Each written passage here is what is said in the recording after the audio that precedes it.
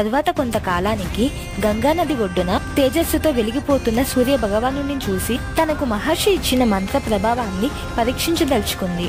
ఎదురుగా కనిపిస్తున్న సూర్యుడిని తలుచుకొని ఆ మంత్రాన్ని పఠించింది. వెంటనే సూర్యుడు ప్రత్యక్షమై తదాస్తు అనడంతో, స్వామి, అపరాధాన్ని మన్నించండి, నాకు ఎలాంటి సంతానం వద్దు, నన్ను విడిచి వెళ్ళిపోండి అని వేడుకుంది.